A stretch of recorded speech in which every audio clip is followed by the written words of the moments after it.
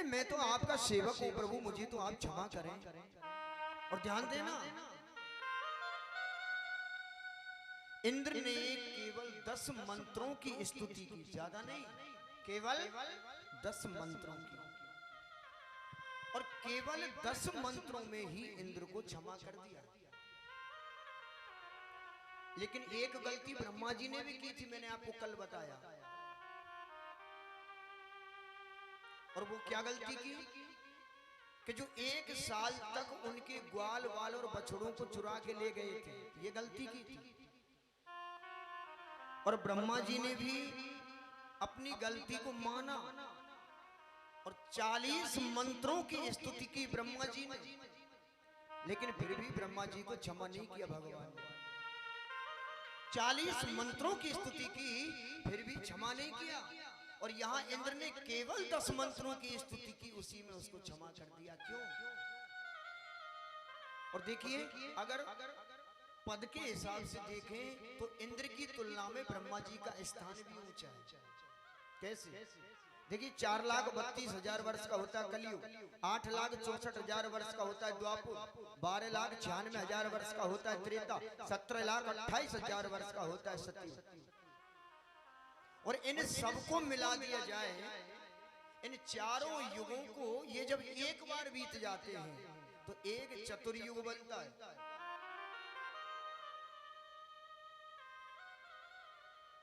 और ऐसे ही जब ये 71 बार चतुर्युग निकल जाते हैं तो एक मनवंतर बनता है।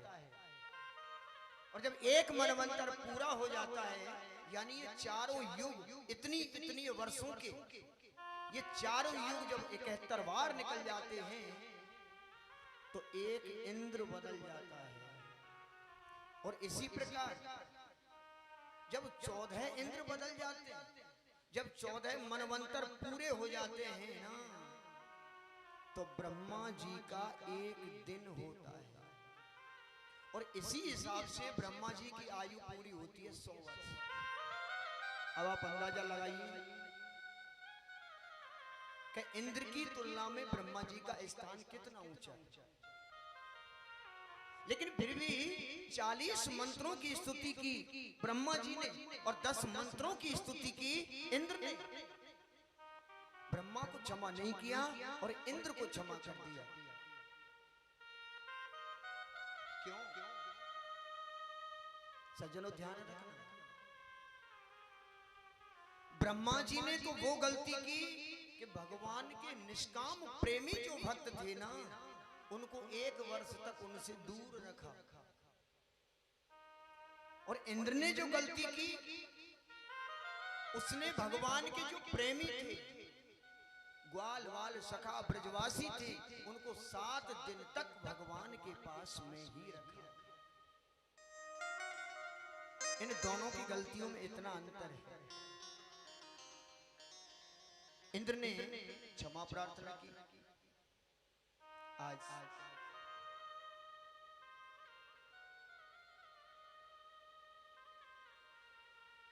इंद्र कहने लगे, प्रभु मैं आपके चरणों में प्रणाम करता हूं, आप मुझे क्षमा करें। और इंद्र को क्षमा करके भेज दिया। आज गिरिराज जी की स्थापना हो गई। सारे ब्रजमंडल वासियों ने बड़ी खुशी मनाई, बड़ा आनंद लिया। एक बात और, देखिए शास्त्र के हिसाब से अगर कोई बात कहूं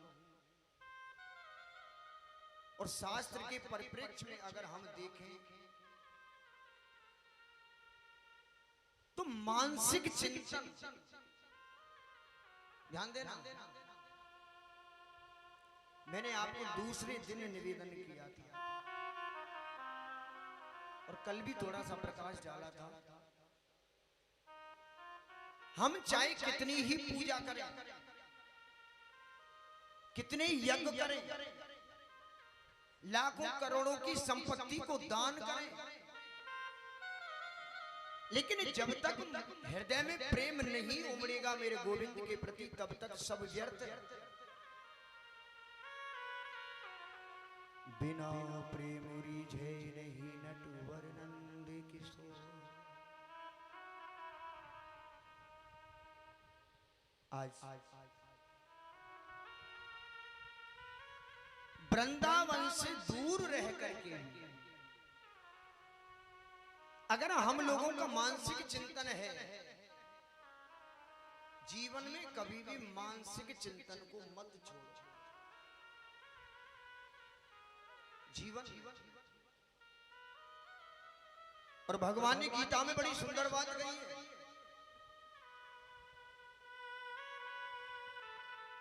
ब्रह्मभूत प्रसन्नात्मा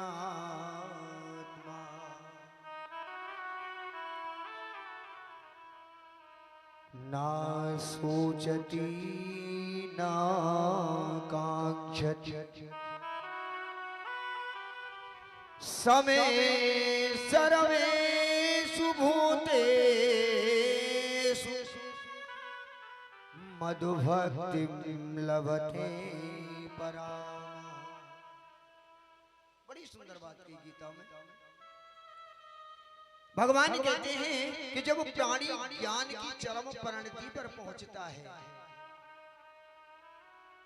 जीव जब ज्ञान की चरम स्थिति पर पहुंच जाता है, चरम परिणति पर पहुंच जाता है, तो उसे मेरी पराभक्ति प्राप्त हो जाती है।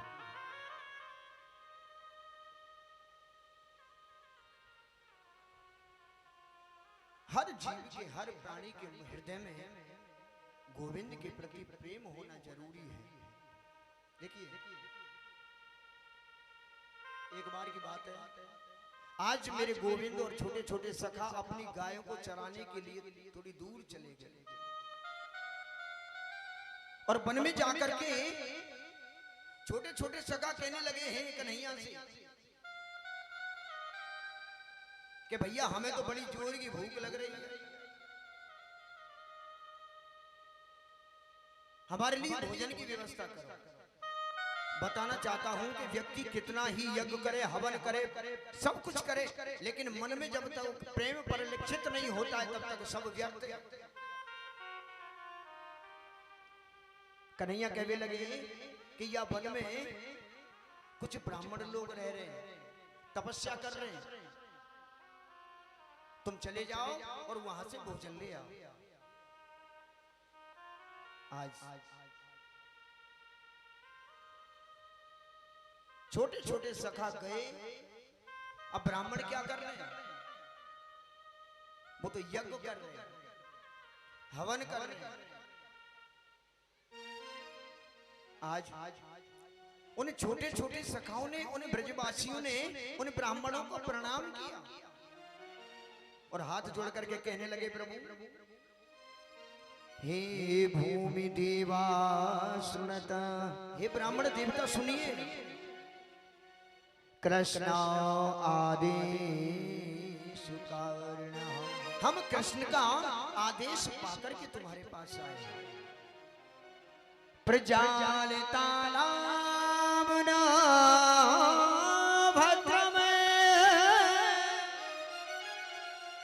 वो गोपान नो राम युच देता।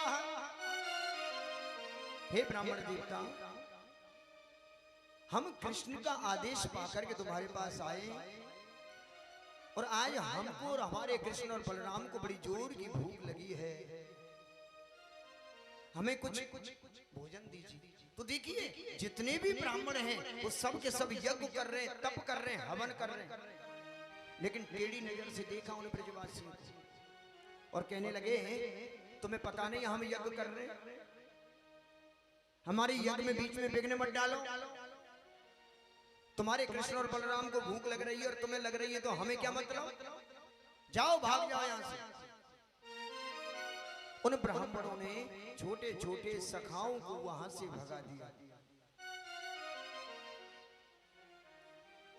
जब छोटे छोटे सखा कृष्ण और बलराम के पास में पहुंचे, कहने लगे, क्या हुआ? अरे बोले, उन्होंने तो हमें भगा दिया। क्या कर रहे थे वो? बोले यज्ञ कर रहे थे, हवन कर रहे थे, तप कर रहे थे। अरे बोले तुम्हें उनसे बात ही नहीं करनी चाहिए थी, तुम तो सीधे उनकी पत्नियों के पास में जाते और वहां से भोजन लेकर के आते। अब की बार दोबारा जा, छोटे छोटे सखा फिर दोबारा गए और जाकर के सीधे अंदर कुटिया में प्रवेश कर गए। जितने भी ब्राह्मण तप कर रहे थे वो टेढ़ी नजर से देख रहे। ब्राह्मणों की पत्नियों से कहा कि हमारे कृष्ण बलराम भूखे हैं, उनके लिए कुछ भोजन की व्यवस्था कर दो। अब तो उन ब्राह्मण पत्नियों ने जब ये सुना कि हमारे गोविंद हमारे बलराम भूखे हैं, ये ब्रजवासी भूखे हैं, बोले तुम चिंता मत करो, तुम घबराओ मत, हम तुरंत ताजा भोजन बना करके तुम्हारे साथ चलती हैं और आज हम कृष्ण और बलराम को अपने हाथों से भोजन कराएंगे। और ऐसा ही किया। आज ब्राह्मण पत्नियां भोजन बना करके उन ब्राह्मणों के सामने होकर के निकली। ब्राह्मण टेढ़ी नजर से देखते रह गए और जाकर के आज मेरे गोविंद को, बलराम को, उन ब्रजवासियों को उन ब्राह्मण पत्नियों ने अपने हाथ से भोजन कराया और अपने हाथ से भोजन करा के उनके दर्शन करके वापस आई। ब्राह्मणों ने पूछा कहां गई थी? बोले भगवान के दर्शन करके आई। ब्राह्मण कहने लगे कि हमको इतने दिन हो गए यज्ञ करते, पूजा करते, तप करते, हवन करते, हमने तो भगवान के दर्शन नहीं किए और तुमने भगवान के दर्शन कर लिए। बोले हाँ।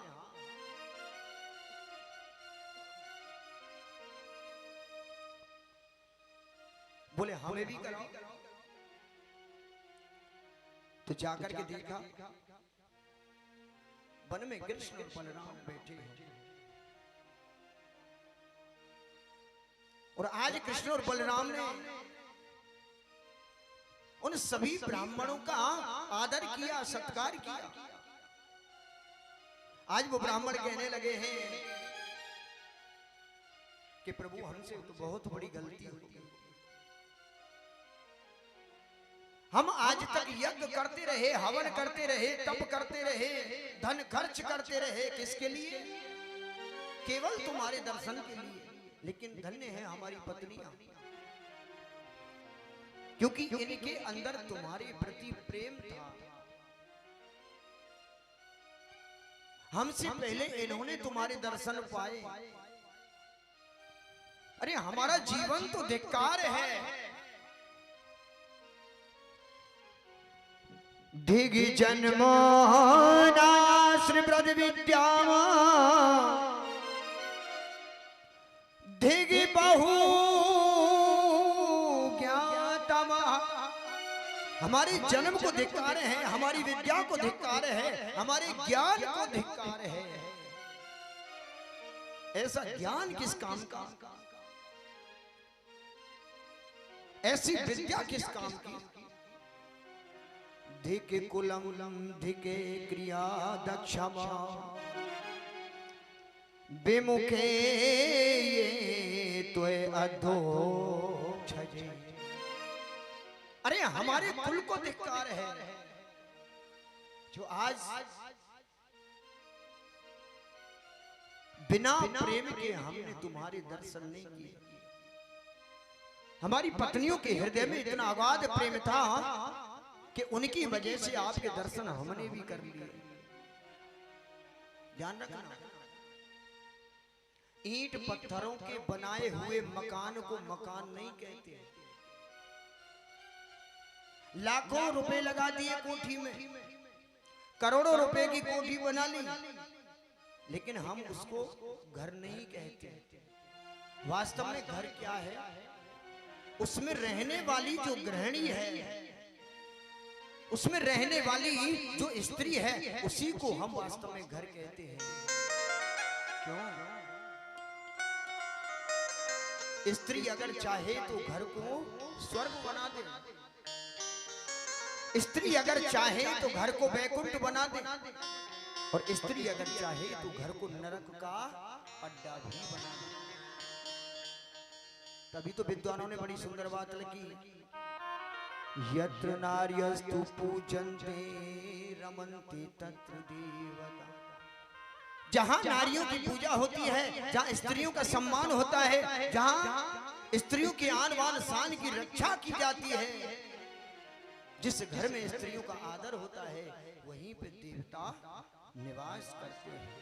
बोलिए वृंदावन बिहारी लाल की जय। कोई श्याम सुंदर से कह दो ये जाके,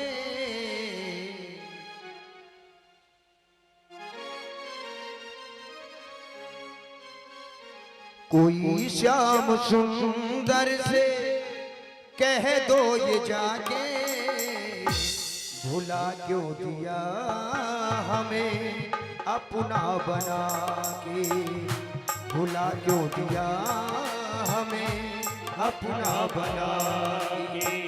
कोई श्याम सुंदर से कह दो ये जाके, कोई श्याम सुंदर से कह दो ये जाके, भुला क्यों दिया हमें अपना बना के, भुला क्यों दिया हमें अपना बना। जय जय।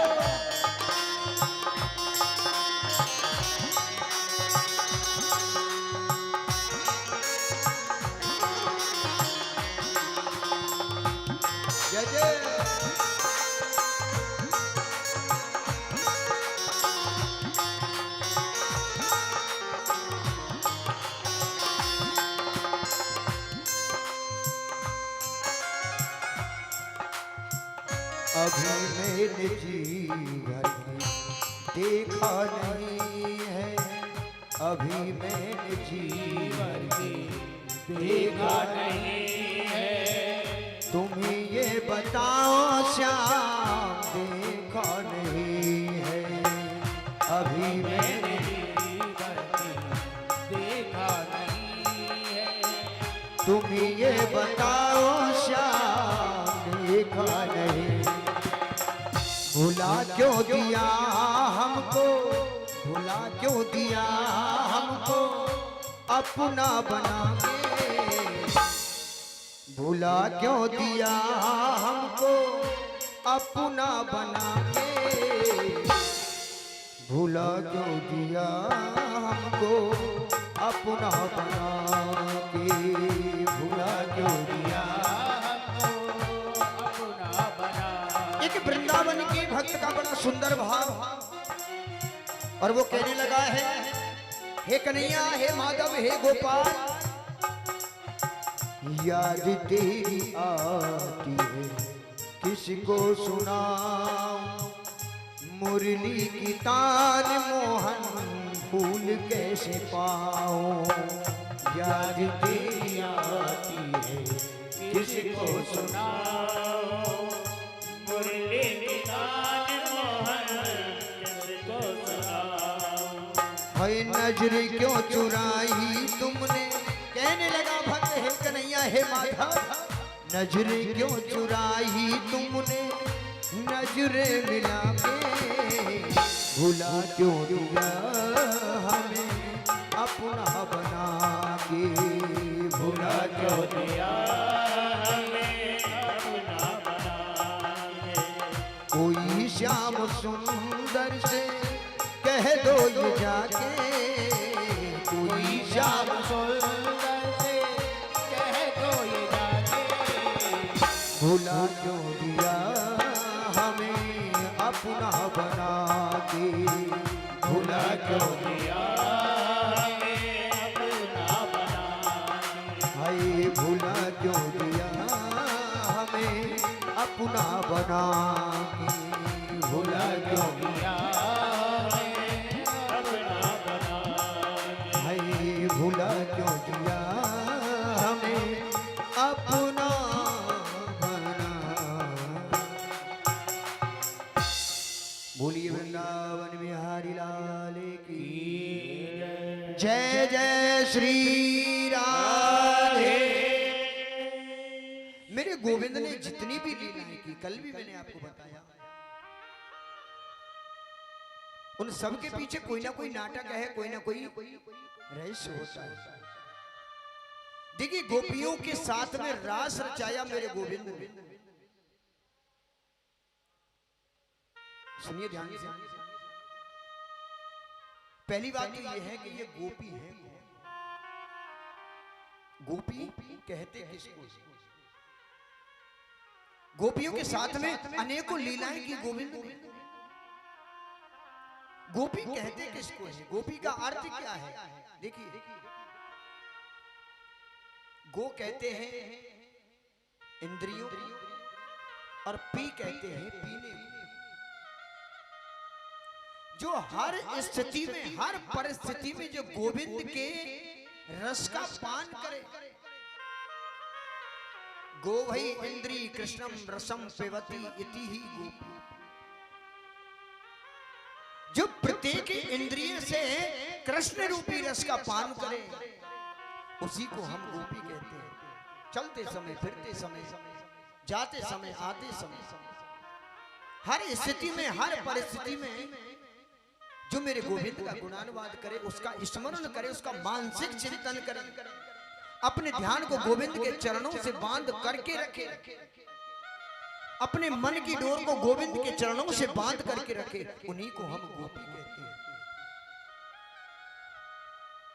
ध्यान दीजिए। बाबा तुलसीदास जी ने भी बड़ी सुंदर बात कही है।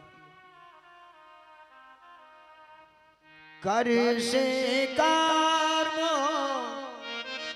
करौ विधि नाना। कर से कर्म, हम कोई भी काम करें और कहीं भी करें, फैक्ट्रियों में जाएं, खेतों में जाएं, घर पे जाएं, किसी भी कार्य को करें, लेकिन कर से कर्म करौ विधि नाना। कर से कर्म करौ विधि नाना। मन राखहु जहाँ कृपा निधाना। मन राखहु जहाँ कृपा निधाना। मन राखहु जहाँ कृपा निधाना। मन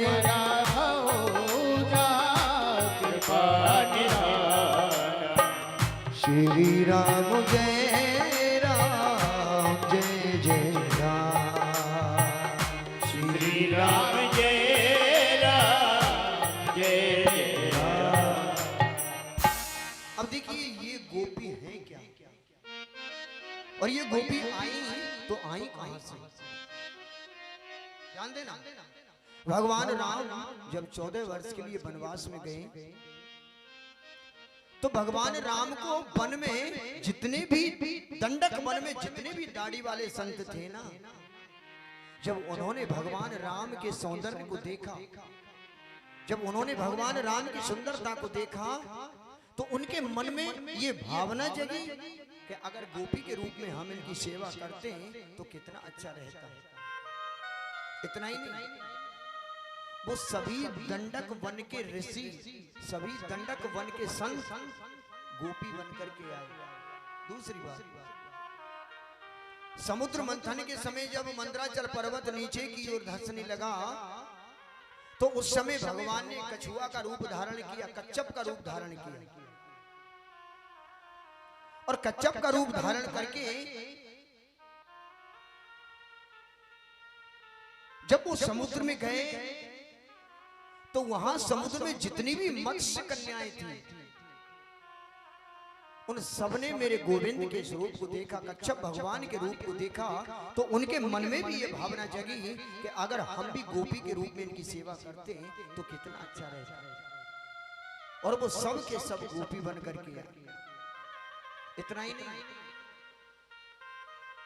वामन भगवान जब गए राजा बलि के यहाँ,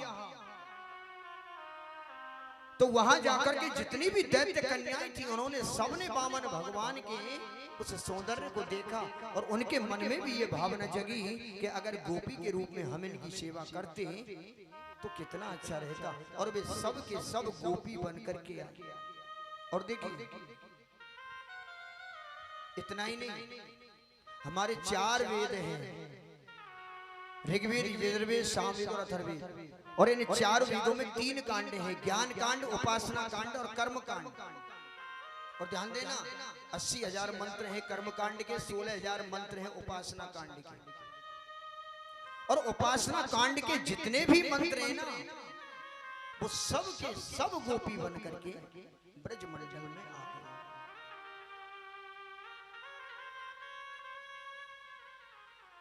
जो प्रत्येक इंद्रिय से कृष्ण के रस का पान करे, जो प्रत्येक स्थिति में, प्रत्येक परिस्थिति में जो मेरे गोविंद के नाम का पान करें, उसी को हम गोपी कहते हैं। अब गोपी हम भी बन सकते हैं, गोपी तुम भी बन सकते हो। आज वन में जाकर के मेरे गोविंद ने अपनी बंसी को बजाया, ध्यान देना, जैसे ही अपनी मुरली की तान को छेड़ा, देखिए बजाने वाला एक है और सुनने वाले अनेकों हैं।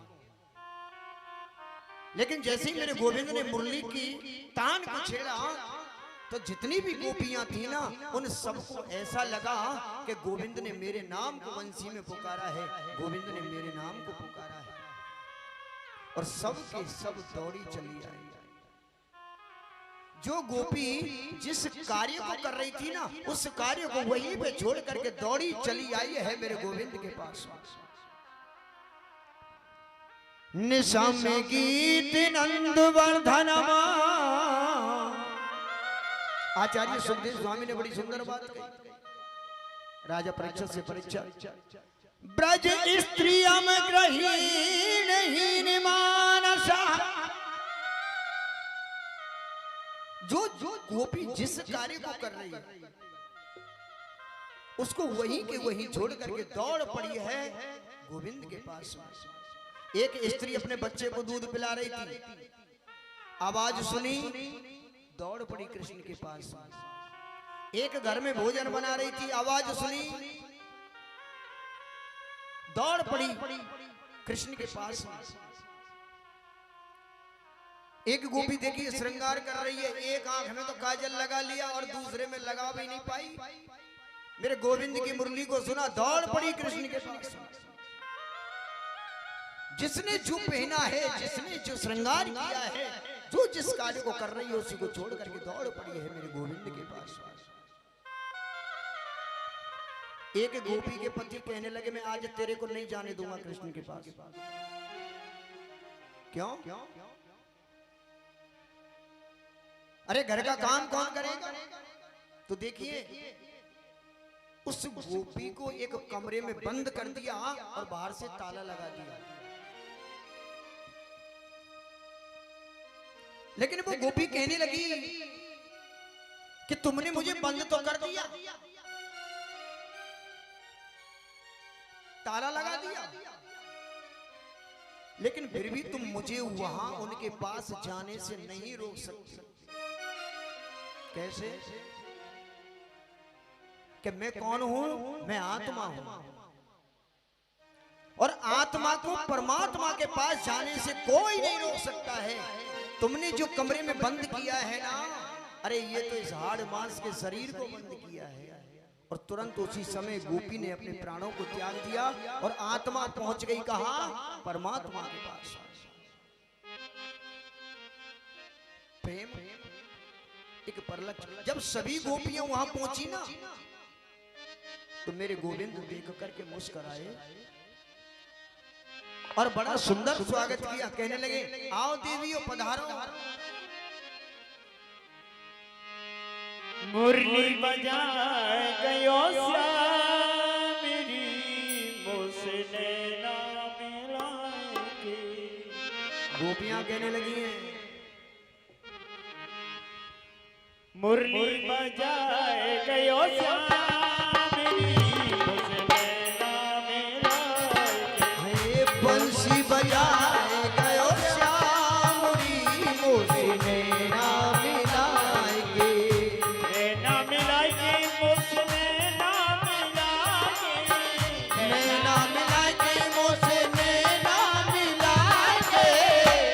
में समा गयो श्यामिनी मुझे नैना मिलाए बंसी बजाए गयो श्यामरी मोसे नैना मिलाए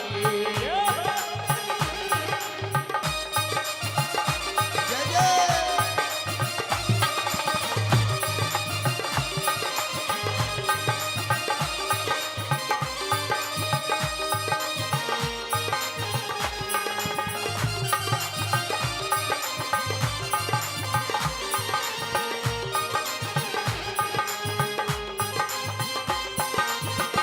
मीठी मीठी तालियां बजाते हुए राधे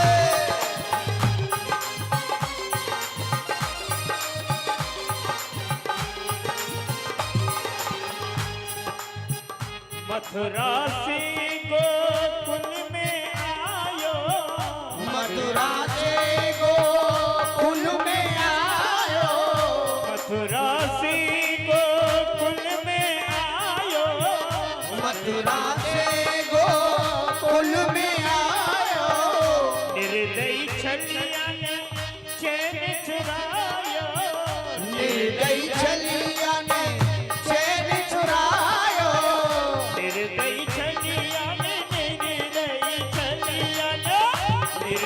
छलिया ने चैन चुरायो निदिया उड़ाए गयो हरि बोल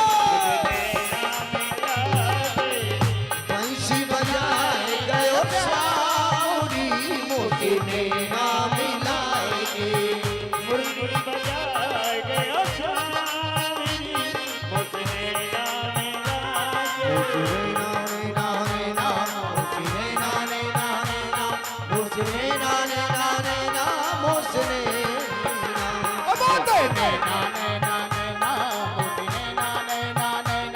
मोसे नैना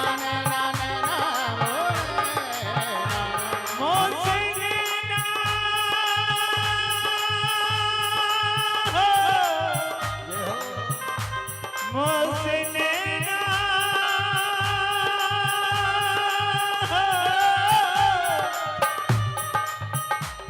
मोसे नैना मिलाए मुरली बजाए गयो श्यामिनी मोसे नैना मिलाए बंसी बजाए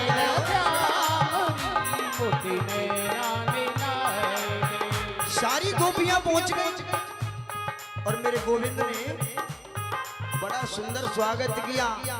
आओ देवियों पधारो। कहने लगे मेरे कन्हैया स्वागतम मो महाभागा आपका स्वागत करता हूं। आओ देवियों पधारो। प्रिय में किवी करवा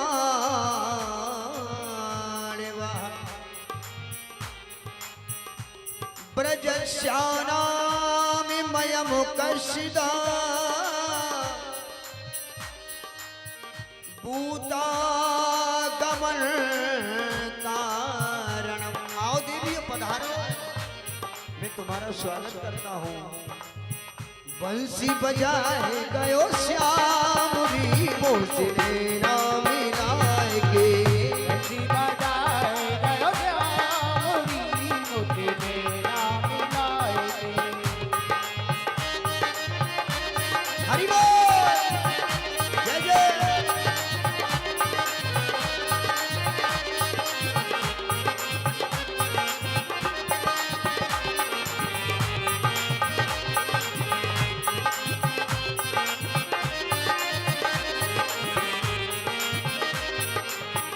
रास्ता रोके पकड़े भैया रास्ता रोके पकड़े भैया रास्ता रोके पकड़े भैया रास्ता रोके पकड़े भैया पकड़े भैया भैया पकड़े भैया पकड़े भैया भैया पकड़े भैया रास्ता रोके पकड़े भैया रास्ता रोके पकड़े भैया जादू कर गई श्याम की अखियां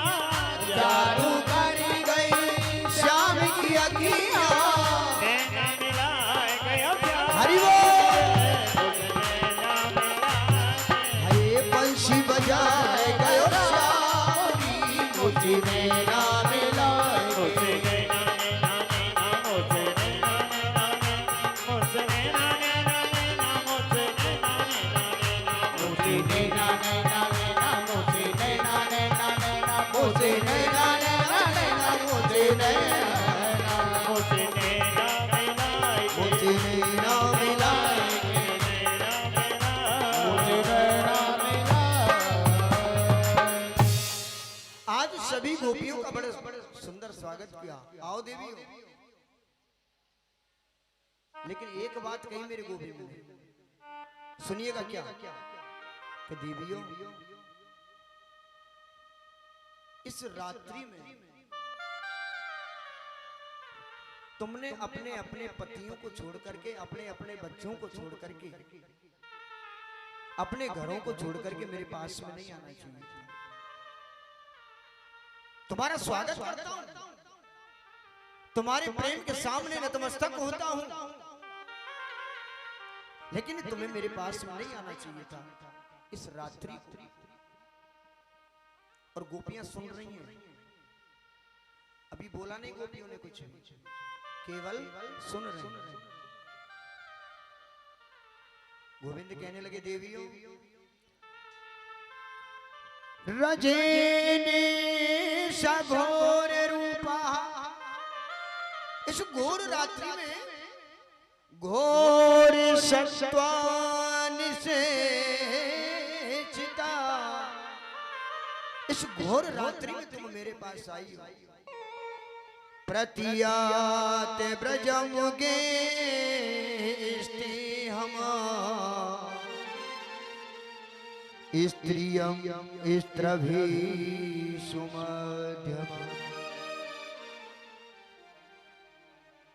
एक अच्छी स्त्री का ये लक्षण तो नहीं, ध्यान देना कि रात्रि के समय और अपने घर को छोड़ करके किसी अन्यत्र निर्जन वन में चली जाए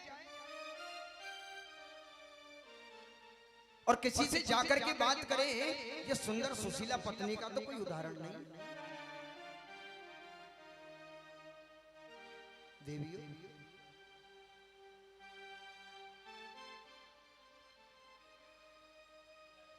बैठे रहे शांति से, गोविंद की कृपा हो रही है, कोई बात नहीं।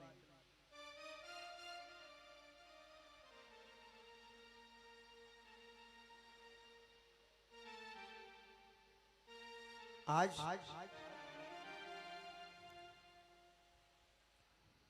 कहने लगे हैं भगवान कि देवियों तुम सब पतिव्रता स्त्री हो, तुम तो ध्यान ही मत करो बारिश की तरफ, ध्यान ही कथा की तरफ रखो। समझ रहे हो ना?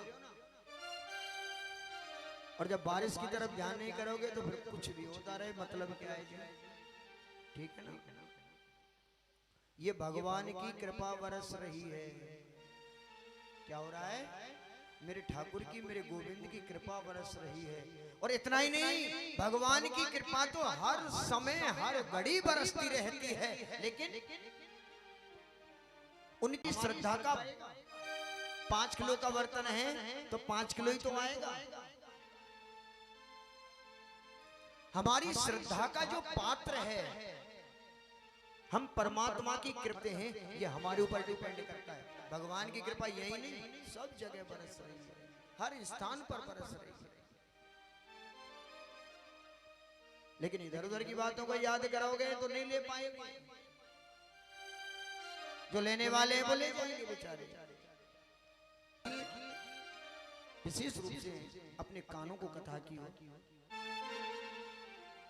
भगवान कहने लगे हैं देवियों तुम सबके सब पतिव्रता स्त्री हो, और ये पतिव्रता स्त्री का कोई धर्म नहीं होता जो अर्धरात्रि को, घोर रात्रि को अपने घर को छोड़ करके वन में चली आए किसी पुरुष के पास।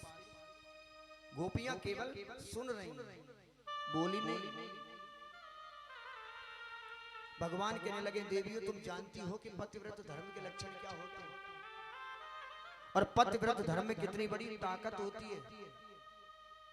मैंने कल भी एक प्रकाश डाला था थोड़ा सा, और आज भी बताई देना चाहता हूं। एक स्त्री के लिए सबसे बड़ा जो धर्म होता है पतिव्रत धर्म होता है। और ध्यान देना, एक लज्जावती नाम की स्त्री थी। बताना चाहता हूं कि पतिव्रत धर्म में कितनी बड़ी ताकत होती है। लज्जावती नाम की स्त्री, अपार धन उसके पास, और जैसा कि कल भी मैंने तुम्हें निवेदन किया कि व्यक्ति के पास अगर 4 चीजें बढ़ जाएं, कौन कौन सी? रूप यौवन संपन्ना विशाल कुल संभव। रूप यौवन संपन्ना और विशाल कुल संभव। अगर कोई व्यक्ति ज्यादा सुंदर है तो बिगड़ने के चांस रहेंगे, यौवन जवानी में बिगड़ने के चांस ज्यादा रहेंगे। संपन्ना ज्यादा पैसा अगर किसी के पास है तो बिगड़ने के चांस रहेंगे। और विशाल कुल संभव, जिसका बड़ा परिवार है, जिसका बड़ा कुल है, अगर इन चारों में से एक भी वस्तु उसके पास है और अगर विवेक नहीं है तो दुनिया की कोई शक्ति उसको बिगड़ने से नहीं रोक सकती। और अगर विवेक है तो ये चारों भले ही उसके साथ में हो, कुछ नहीं बिगड़ेगा। लज्जावती का पति जिसके पास अपार धन लेकिन विवेक नहीं था, गलत रास्ता चयन करता चला गया, एक वेश्या के यहाँ उसका आना जाना हो गया। धीरे धीरे बताना चाहता हूं कि पतिव्रत धर्म में कितनी बड़ी ताकत होती है। वेश्या ने सारे धन को ले लिया। अब तो उसके पति का अंतिम समय आ गया। अंतिम समय आया, सारे शरीर में रोग हो गया, कोढ़ निकला। वेश्या को क्या चाहिए? धन। सारा धन तो ले लिया, अब रोगी हो गया, उसका क्या करें? घर से बाहर कर दिया, जाओ अपने घर जाओ। गिरता पड़ता उसका पति लज्जावती के पास में आ गया। इस स्थिति में भी लज्जावती उसकी बड़ी भारी सेवा करने लगी। लेकिन जब बिल्कुल अंत समय आ गया, उसके मरने का समय आ गया, तो मैंने एक दिन और भी शायद आपको निवेदन किया, जीवन भर व्यक्ति जिस काम को करता है ना, अंत समय में वही काम उसको याद आ जाता है। जीवन में सारे जीवन चोरी करते रहो, अंत समय में चोरी याद आएगी। सारे जीवन माला लेकर के भजन करते रहो तो अंत समय में वही भजन याद आएगा। सारे जीवन जिस काम को व्यक्ति करता है, अंत समय में वही कार्य उसको याद आ जाता है। सारा जीवन निकाल दिया वेश्या के यहाँ, उसके पति ने जब अंत समय आया तो वही वेश्या उसको याद आ गई और कहने लगे अपने पत्नी लज्जावती से, देवी अगर तुम सच में पतिव्रत धर्म का पालन करती हो तो मेरे वचनों का पालन करना होगा। बताओ महाराज क्या करूं? बोले मुझे उसी वेश्या के घर ले चलो, मैं उसी के घर मरना चाहता हूं। पति के वचनों का पालन करना बड़ा जरूरी था। सो आज लज्जावती ने अपने पति को कंधे पे रख लिया, चलने लायक नहीं, और निर्जन वन में रात्रि के ठीक 12 बजे अंधेरी रात में लेकर के जा रही है उसी वेश्या के घर। लेकिन एक मांडव नाम के ऋषि उसी वन में तपस्या कर रहे हैं। लज्जावती को दिखाई नहीं दी और उसके पैर से कमंडल में ठोकर लगे, कमंडल गिर गया, कमंडल फैल गया। अब तो वो ऋषि बड़े क्रोधित हो गए। बोले लज्जावती तुमने ये बहुत बुरा किया है, मेरी तपस्या को भंग किया है और इसका परिणाम तो तुम्हें भुगतना पड़ेगा। बहुत हाथ जोड़े लज्जावती ने कि प्रभु मैं एक पतिव्रता स्त्री हूं, मैं अपने पति के वचनों का पालन कर और मुझसे बड़ी भारी भूल हो गई, मुझसे बड़ा भारी अपराध हो गया, मुझे क्षमा करे। बार बार कहती है, लेकिन वो ऋषि नहीं माने और कहने लगे लज्जावती अगर तुम वास्तव में पतिव्रता हो, बार बार कह रही हो ना कि पतिव्रता हूं, पतिव्रता हूं, तुम जानती हो कि पतिव्रत धर्म में कितनी बड़ी ताकत होती है। और अगर तुम सच में पतिव्रता हो ना तो जाओ, मैं तुम्हें ये आज श्राप देता हूं। अगर तुमने सच में पतिव्रत धर्म का पालन किया है तो ये श्राप देता हूं, सूर्य की पहली किरण उदय होते ही ये तेरा पति मर जाएगा। अगर तुम्हारे पतिव्रत धर्म में ताकत है तो तुम इसको बचा लो, मैं तुम्हें पतिव्रत स्त्री मानूंगा। बहुत विनय किया लज्जावती ने, बहुत निवेदन किया, लेकिन वो ऋषि नहीं माने। तो आज लज्जावती ने क्या किया, अपने पति को नीचे जमीन पे लिटा दिया, एक पैर से खड़ी हो गई और गोविंद का ध्यान किया। प्रभु अगर मैंने सच्चे मन से पतिव्रत धर्म का पालन किया है तो आज मेरी इस कठिन परीक्षा में मैं आपसे केवल एक वरदान मांगती हूं। क्या? और वो ऋषि से कहने लगी कि महाराज तुमने तो ये वरदान, तुमने तो ये श्राप दे दिया कि सूर्य की पहली किरण उदय होते ये तेरा पति मर जाएगा, लेकिन अगर मैंने सच्चे मन से पतिव्रत धर्म का पालन किया है तो मैं सूर्य को उदय ही नहीं होने दूंगी। हरिपति प्रेम में उलझ गया मन, रुका न रोके से, और भरा कमंडल लुढ़क गया रे बाबा हाय रे धोखे से। श्राप मत देना तपधारी, क्षमा कर देना ब्रह्मचारी। श्राप मत देना तपधारी, क्षमा कर देना ब्रह्मचारी। पति प्रेम में उलझ गया रे मन, रुका न रोके से। प्रेम में उलझ गया मन, रुके न रोके से। भरा कमंडल लुढ़क गया रे बाबा हाय रे धोखे से। श्राप मत देना तपधारी, क्षमा कर देना ब्रह्मचारी। श्राप मत देना तपधारी, क्षमा कर देना ब्रह्मचारी।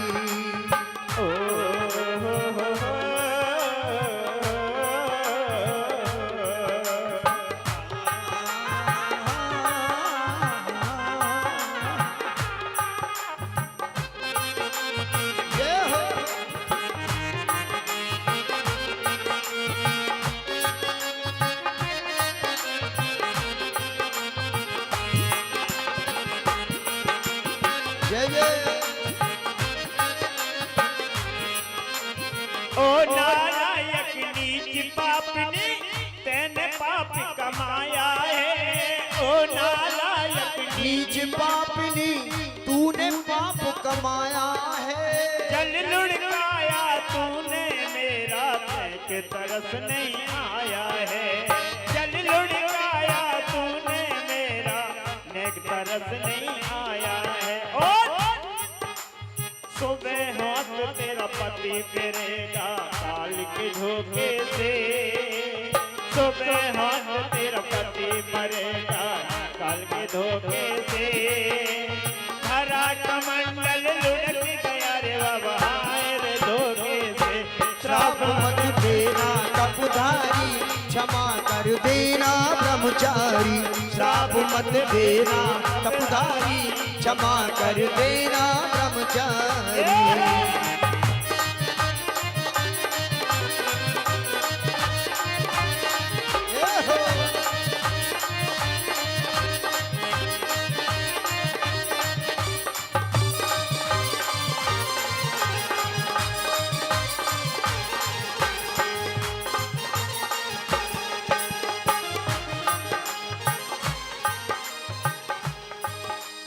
और हुआ क्या? जब श्राप भी दे दिया और लज्जावती ने संकल्प भी कर लिया कि अगर मैंने सच्चे मन से पतिव्रत धर्म का पालन किया है तो मैं सूर्य को उदय ही नहीं होने दूंगी। और ध्यान देना, पतिव्रता का धर्म यही है, पति नहीं खोने दूंगी। मैं असली जो पतिव्रता तो सुबह नहीं होने दूंगी। मैं असली जो पतिव्रता हूँ सुबह नहीं होने दूंगी। मैं सूर्य को उदय नहीं होने दूंगी अगर मैंने सच्चे मन से पतिव्रत धर्म का पालन किया है तो। पतिव्रता का धर्म यही है, पति नहीं खोने दूंगी। मैं जो असली पतिव्रता तो सुबह नहीं होने दूंगी। मैं जो असली पतिव्रता हूँ सुबह नहीं होने दूंगी। अब कहने लगी सुन बाबा, बाबा घबराया हाय साबा। शेर कभी ना भगा करे गढ़ के खोने से। शेर कभी ना भगा करे गीदड़ के धोखे से। हरा कमंडल लुढ़क गया रे बाबा हाय धोखे से। श्राप मत देना तपधारी, क्षमा कर देना ब्रह्मचारी। श्राप मत देना तपधारी, क्षमा कर देना ब्रह्मचारी। मत देना तपधारी, क्षमा कर देना त्रिपुरारी। श्राप मत देना तपधारी, क्षमा करना ब्रह्मचारी।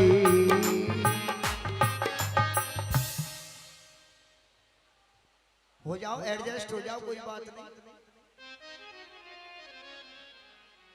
जैसा समय होता है, देखो कितना आनंद बरस रहा है। आ रहा है ना जी आनंद।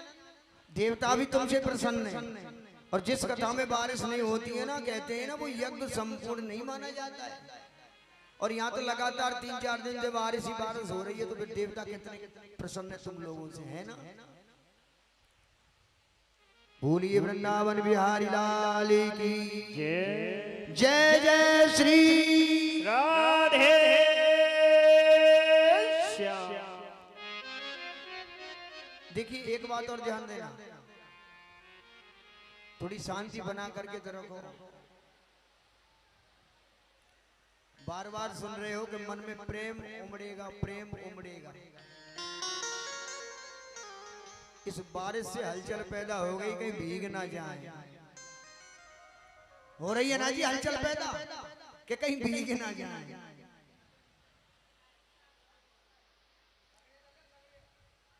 थोड़े से आगे आ जाओ, कोई बात नहीं। आज लज्जावती ने सूर्य को वहीं के वहीं रोक दिया और ये संकल्प कर लिया अब बात ना करें।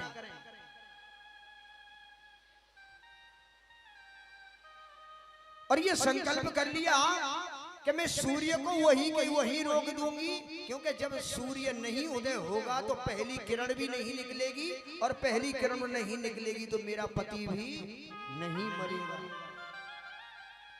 सारा संसार घबरा गया कि आज बात क्या है, इतना समय हो गया, आज सूर्य उदय क्यों नहीं हो रहा है। देवता लोग भगवान के पास में पहुंचे, महाराज ये सारा संसार विचलित है, आज सूर्य उदय नहीं हो रहा है, क्यों। तो देखिए भगवान को आना पड़ा।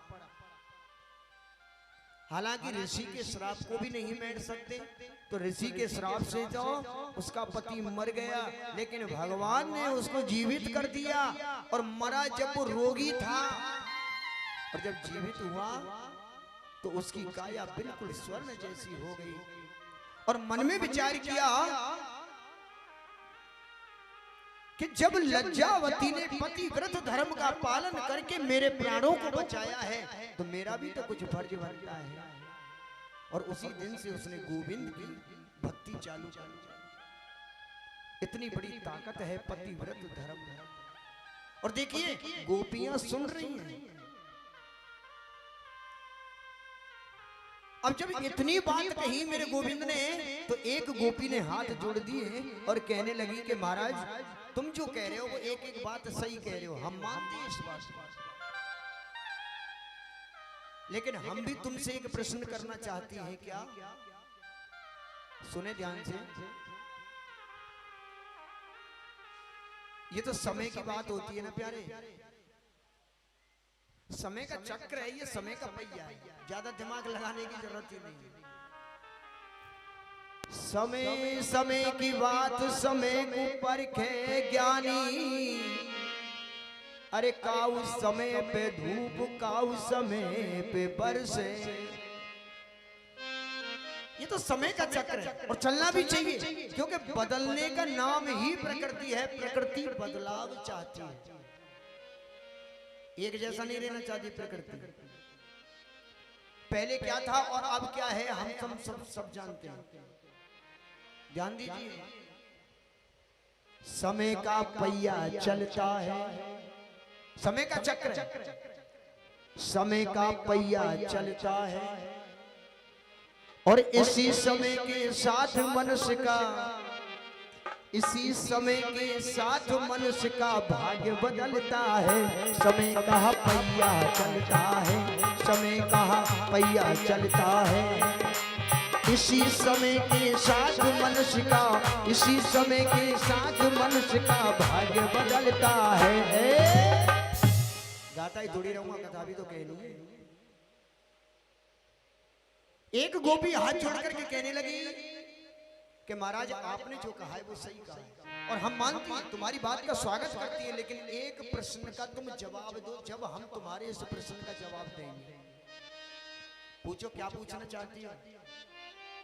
बोले एक बात बताओ कि अगर किसी पतिव्रता स्त्री का पति विदेश में गया हो कमाने के लिए, फिर वो सेवा कैसे करेगी, उसके दर्शन कैसे करेगी। वो यहां नहीं रहता है, वो बाहर रहता है, तो वो उसकी सेवा कैसे करेगी, वो उसके दर्शन कैसे करेगी। भगवान कहने लगे अरे इसमें क्या बात है, उसका कोई चित्र, उसका कोई फोटो सामने रख करके वो मानसिक सेवा कर सकती है। बोले चलो ये बात बिल्कुल सही है तुम्हारी, लेकिन दूसरी बात बताओ, अगर कोई पतिव्रता स्त्री अपने पति के चित्र को सामने रख के मानसिक पूजा कर रही है, उसका ध्यान कर रही है, और अगर उसका वही पति आ जाए और दरवाजा खटखटाए, आवाज लगाए, तो उस स्त्री को क्या करना चाहिए। दरवाजा खोलना चाहिए या नहीं खोलना चाहिए। अगर वो दरवाजा खोलती है, क्योंकि वो तो अपने पति की सेवा कर रही है ना, मानसिक सेवा, अगर वो दरवाजा खोलने के लिए जाती है तो सेवा अधूरी रह जाती है, उसका पतिव्रत धर्म नष्ट हो जाता है। और अगर वो दरवाजा नहीं खोलती है तो उसका पति धूप में खड़ा है, वो कष्ट पाएगा, फिर भी उसका पतिव्रत धर्म नष्ट हो जाएगा। आखिर वो करे तो क्या करे। भगवान कहने लगे कि जब उसका सच्चा पति आ गया, जब उसका असली पति आ गया, तो इसमें बुराई क्या है। उस चित्र को छोड़ करके वो दरवाजा खोले और अपने सच्चे पति की सेवा करे। गोपियां कहने लगी महाराज यही तो कहना चाह रही हैं हम, कि हम कौन हैं, हम आत्मा हैं, और आत्मा का सच्चा पति कौन होता है, परमात्मा होता है। अरे जिन पतियों को हम घर छोड़ करके आए हैं, वो हमारे सच्चे पति नहीं हैं, वो तो इस हाड़ मांस के पति हैं। वो तो केवल हमारी सुंदरता को देखने वाले हैं, वो हमारे सच्चे पति नहीं। अरे हमारे सच्चे पति तो आप हो महाराज, क्योंकि हम आत्मा हैं और तुम परमात्मा हो, और आत्मा का सच्चा पति परमात्मा होता है। तो बताओ हमने कौन सी बड़ी गलती कर दी।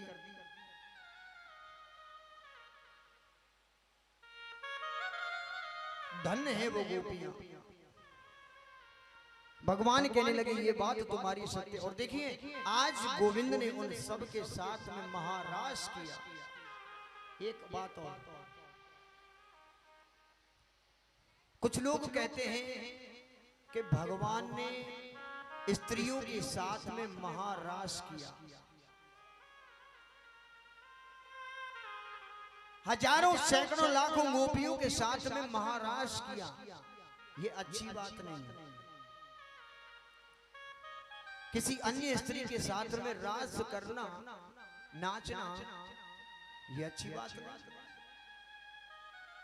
हाँ रख दो, श्रद्धा का पात्र बहुत बड़ा रख दिया है, पूरा भगोना रखा है, चिंता मत करो, खूब श्रद्धा है, खूब भगवान की कृपा भर लो हम।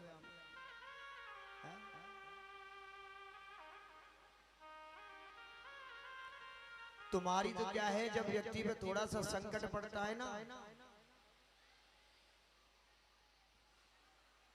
तो सब साथ छोड़ जाते हैं, छोड़ते हैं ना। खैर सीधे सीधे कथा की ओर चलते हैं। कुछ लोग भगवान पे कलंक लगाते हैं कि उन्होंने पराई स्त्रियों के साथ में नृत्य किया, महारास किया। लेकिन देखिए भगवान ने काम को जीतने के लिए रास लीला की और काम को जीता भगवान ने। और संसार में एक यही संदेश छोड़ा है, क्या? जहां काम राम नहीं और जहां राम नहीं काम। इस दिल में, इस हृदय में या तो काम को पहले बैठा लो तो राम नहीं आएगा, और अगर राम को हमने पहले बिठा लिया तो फिर काम नहीं आएगा। ये हमारे ऊपर डिपेंड है कि हमने हृदय में किसको बिठाना है। अगर हम भगवान को बिठाना चाहते हैं ना, तो इस हृदय को हमें निर्मल बनाना पड़ेगा, इस हृदय को हमें स्वच्छ बनाना पड़ेगा। क्योंकि एक दिन मैंने और निवेदन किया कि अगर हम किसी के घर जाते हैं तो हम भी ये चाहते हैं कि हमारे बैठने का स्थान स्वच्छ हो, हमारे बैठने का स्थान साफ हो। अगर तुम्हें किसी कचरे में बिठा दिया जाए, आप बैठ जाओगे? नहीं बैठ पाओगे। तो अगर हम भगवान को अपने हृदय में बिठाना चाहते हैं तो हमें अपने हृदय को स्वच्छ बनाना पड़ेगा। काम, क्रोध, मद, लोभ, लालसा, इच्छा, तृष्णा, कामना, वेदना, ये सारी चीजें जो भरी पड़ी है ना हमारे हृदय में, ये हमको बाहर निकालनी पड़ेगी। तब कहीं जाकर के मेरे गोविंद का स्थान इस हृदय में बन पाएगा। आज गोपियों को विदा किया, राधा जी के साथ में उन्होंने महाराज की। राधा नाचे, कृष्ण नाचे, नाचे गोपी जन। रास में राधा भी नाच रही है, कृष्ण भी नाच रहे हैं, सारी गोपियां भी नाच रही हैं। अब तो देखिए मेरे गोविंद ने अनेकों रूप धारण कर लिए और एक एक गोपी के साथ में नाचने लगे। अब तो गोपियों के मन में भी अभिमान हो गया, तो कुछ देर अंदर ध्यान होकर के गोपियों के अभिमान को दूर किया। राधा नाचे, गोपी नाचे, राधा नाचे, कृष्ण नाच, नाचे गोपी जन। मन मेरो बन गयो सखीरी पावन वृंदावन। राधा नाचे, कृष्ण नाचे, नाचे गोपी जन। राधा नाचे, कृष्ण नाचे, नाचे गोपी जन। मन मेरो बन गयो सखीरी पावन वृंदावन। हाय मन मेरो बन गयो सखीरी पावन वृंदावन। राधा नाचे, कृष्ण नाचे, नाचे गोपी जन। राधा नाचे, कृष्ण नाचे, नाचे गोपी जन। मन मेरो बन गयो सखीरी पावन वृंदावन। हाय मन मेरो बन गयो सखीरी पावन वृंदावन। सुंदर नृत्य किया। आज आत्म उपदेश देकर के गोपियों को भेज दिया। देखिए इधर आचार्य सुखदेव स्वामी के राजन ईश्वराम बचे सत्यमा, परमात्मा के वचनों को सत्य मानो। तथैवाचिरितं क्वेचे अधीतमः। भगवान ने जो कहा है, ईश्वर के वचनों को हमें सत्य मानना है। देखिए तेषामुये से स्वत्योचितमा बुद्धिमास्ततो समुआचरन्। चारितः। कृष्ण के कहे हुए काम को तुम करो, राम के किए हुए कार्य को तुम करो। लेकिन परमात्मा ने जो भी कहा है, चाहे वो गीता में कहा है, चाहे वो रामायण में कहा है, चाहे वो श्रीमद् भागवत में कहा है, चाहे वो कहीं कहा है, लेकिन भगवान के कहे हुए अगर किसी एक कार्य को हमने पकड़ लिया ना, तो हमारे जीवन में जो अंधेरा है, अज्ञान रूपी अंधेरा, जो अभिमान के वशीभूत हमारे अंदर फैला हुआ है, अज्ञान रूपी अंधेरा, ये हमेशा के लिए खत्म हो जाएगा। लेकिन उसको पकड़ने के लिए हमें जरूरत है कि सदगुरु की। और जैसा कि मैंने पहले दिन तुम्हें निवेदन किया कि बिना गुरु के कोई भी व्यक्ति भवसागर से पार नहीं हो सकता है। बाबा तुलसीदास जी ने सुंदर बात लिखी है, हो गुरु बिन भव निधि। बड़ी सुंदर बात लिखी बाबा तुलसीदास जी ने। क्या हो गुरु बिन भव निधि तरहि न कोई,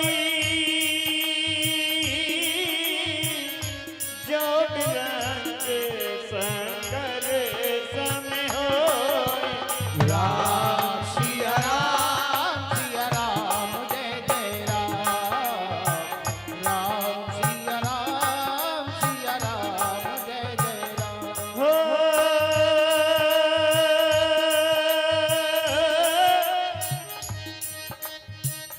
मंगल भवानिया मंगल हारी,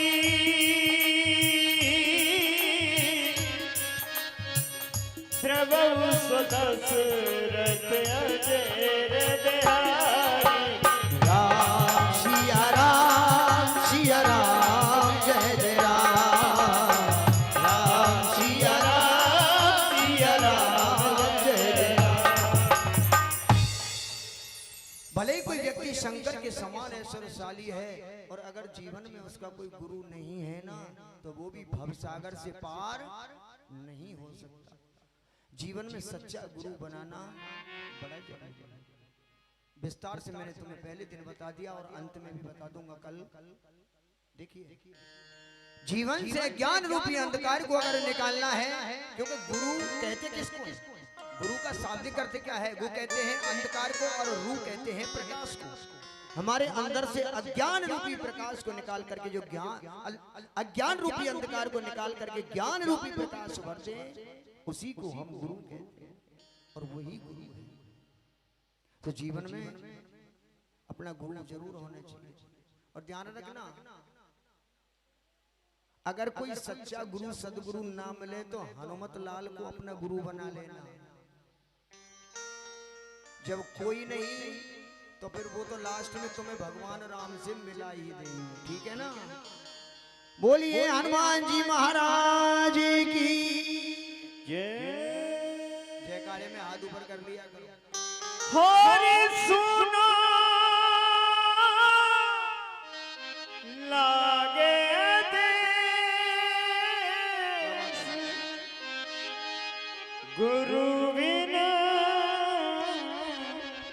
सुनो लागे देश। रागबाण से संबंधित राग।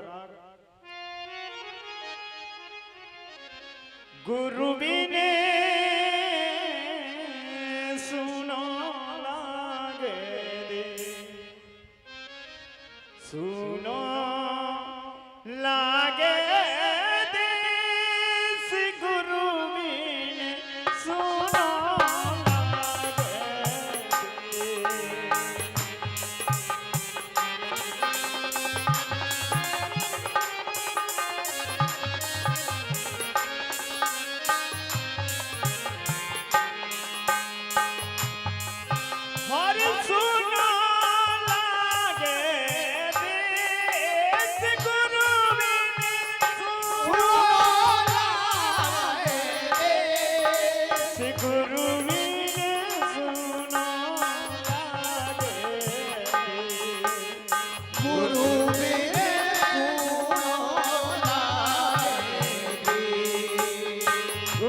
बिन सुना लागे देश, गुरु बिन सुना लागे,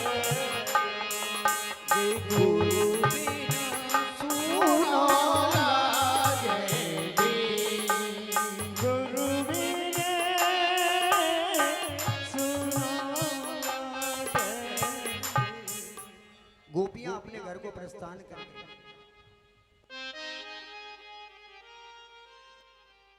तब तो भगवान लीला करने में मस्त हो गए। और देखिए